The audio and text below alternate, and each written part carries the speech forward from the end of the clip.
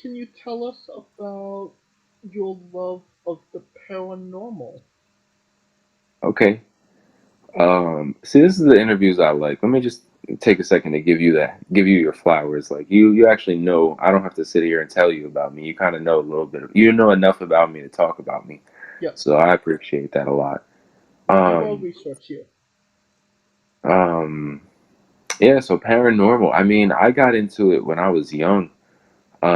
It's one of the few things that my dad ever did with me was take us on like ghost hunting things. Me and my brother Mark, and we would go to like cemeteries and like this old abandoned asylum on Long Island. And and we'd always watch like Ghost Adventures, Ghost Hunters, and things like that. And I was just always intrigued. And then again, back to the pandemic, I started having nothing but time, so I started watching these kids like exploring abandoned buildings, and I'm like, that's cool. And I was like, you know what, I'm gonna get into this.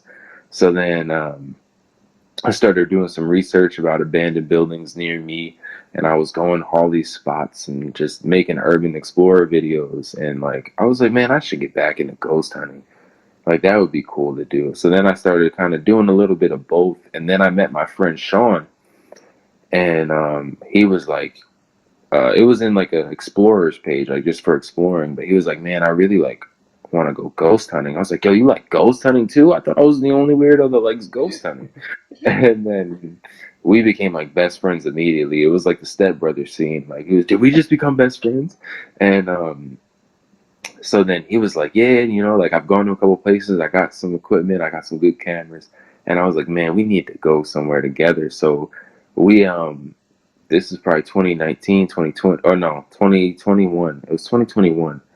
And because it was after the Nightmare Factory was over. So I think actually might have, yeah, 2021. We go to this abandoned hospital in High Point, North Carolina. And it was the first time I ever met him in person. We get out the car, we start talking, whatever. And then it was him and his friend Mel, and we go into this building, we start doing it. We got some amazing evidence. Like we're talking, we're using all this scientific equipment, REM pods, which like is a little pod. If you like get real close to it, um, it lights up and starts making noise. But like you literally have to get like right on, like a picture. You have like a cup from McDonald's. You have to touch basically touch the straw for it to light up. And like we're 10, 15 feet away from it, and this thing is lighting up. And it would be like, it would light up on command, like, hey, can you light it up? Lights up. And like we're getting all this evidence. We have a great night. It's probably like 2 in the morning. We go to leave, and maybe 5 minutes go by. I'm driving. Sean's calling me, and I'm thinking, oh, he forgot something inside. We gotta go back or whatever. His car flipped over. Oh, So it was snowing, but like the lightest dusting. Like it had just started to snow when we were in the building, and it was like barely coming down. Like it wasn't slippery. It was packing snow. He drives a big truck, and he calls me and he's like, "Yo, we just flipped 6 times. Went off. They lost control out of nowhere. Hit the guardrail. Flipped 6 times down the thing, and they were all okay." And I was just like, "Yo, what?" And at during the night, Sean was like, "If you want to scratch me, blah blah, scratch me, like this, that, and the third." And he was like, "I'm never ever saying anything like that ever again." And it was just like, and now I drive a Chevy Malibu, so if anybody should have lost control in those conditions, it should have been me, not the guy driving the truck with 4-wheel drive and these big tires, and like it was just insane. And yeah, that was a crazy night. And we just did the Trevette Center, the Trevette Clinic in North Carolina. right. About hmm? I said right. Oh yeah. Um, in It was probably about a month ago, and that was insane. And I'm still working on editing the stuff because there was just so much that happened that night that like I didn't want to start cutting out evidence and like cutting out experiences and things like that to fit it in a 42 to an hour YouTube video. And I also didn't want to upload a 2.5 hour YouTube video because nobody's going to watch that. So I've been putting it out in parts, and I'm trying to get it on Tubi. I just uploaded it to Film Hub to get it out there. But man, when I tell you, like, there was a point, it hasn't come out yet, but there's a point in this investigation where we were sitting on the couch of what used to be the waiting room talking to this guy named Andy. And so we were using the spirit box. He came through, he was talking to us, and then we started using the REM pod, and we would do like light it up for yes, don't for no. Yes and no questions for like 30 minutes of just straight responses.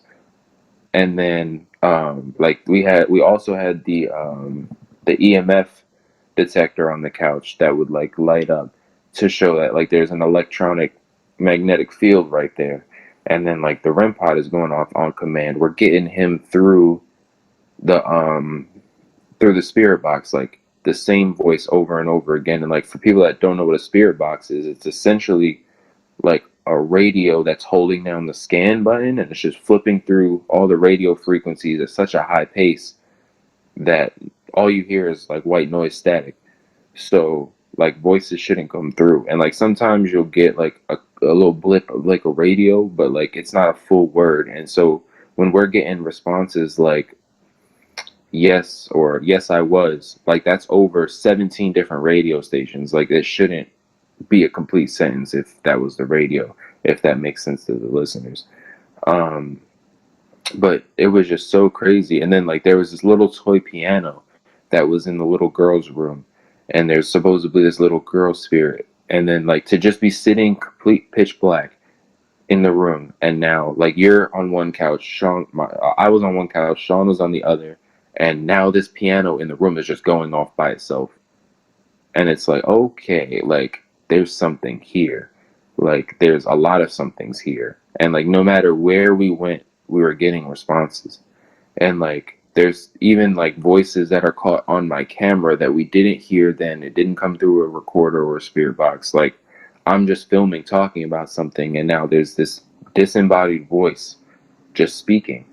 And it's like it's just so interesting to me because you don't know. Even with all this, like there's 25 seasons of Ghost Adventures, 25 seasons at like 10 to 15 episodes a season. So it's over 200 different episodes of paranormal evidence. I've done my own paranormal investigations, and I'm still not sure. Like that's so. If that doesn't intrigue you, like what intrigues you? Like how can you? I feel like the people that don't believe in ghosts eat avocado toast, and I feel like how can avocado toast intrigue you? But the idea that there is energy that stays here even without your body, or goes into a different dimension that somehow meshes with this dimension that we just don't like. There's so much. This is why I think outer space is so much cooler than the ocean, because yeah, we don't know that the ocean what is in our oceans all the way, but we know enough. We know nothing about space. Like we know from here to maybe the moon for sure. Everything else is kind of just guesswork. And it's like there's so many different galaxies. There's so many different like inside just in our galaxy there's a however many different solar systems. And like each solar system has however many different planets, and who knows how many of those planets sustain life. We don't even know how many planets in our solar systems actually sustain life. So it's like who's to say that just our energy is just not around? Like I don't know, it's just weird to think that ghosts per se don't exist for me. Right, and I'm a strong believer on if the universe is so vast and infinite as they say it is, why why would we be the only ones here? So Exactly. yeah,